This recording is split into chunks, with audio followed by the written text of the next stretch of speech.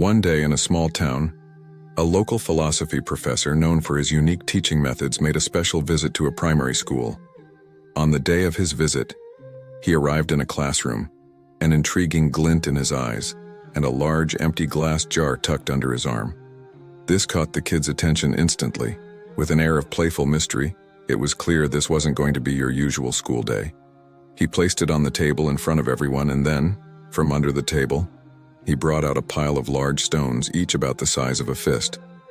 Carefully, he began placing these stones into the jar, one by one, until he could fit no more. He turned to the class and asked, "Is this jar full?" Seeing that no more stones could fit, the students nodded and replied, "Yes." To their surprise, the professor then pulled out a bag of pebbles. He started pouring them into the jar, shaking it slightly.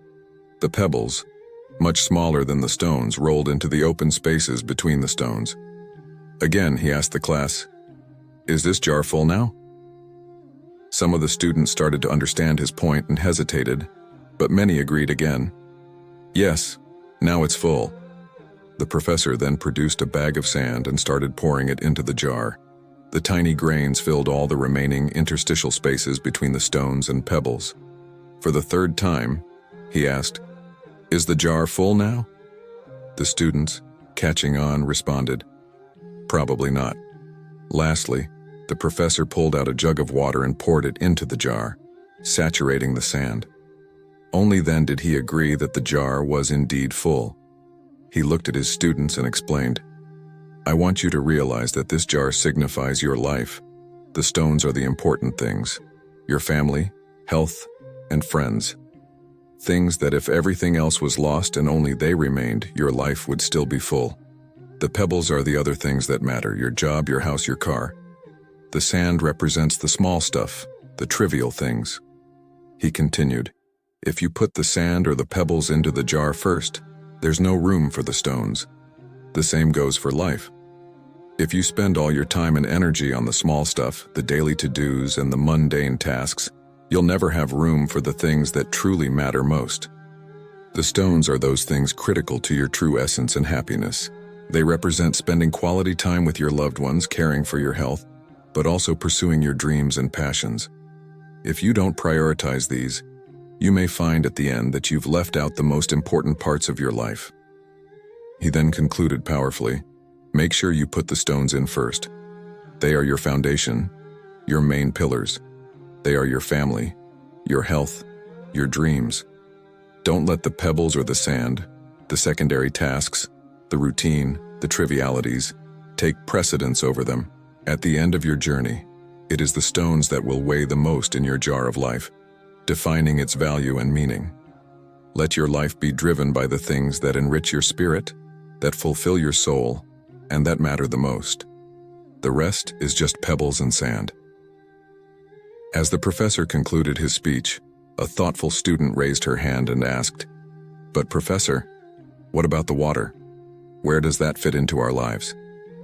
The professor smiled at her insightful question and responded, "Ah, the water.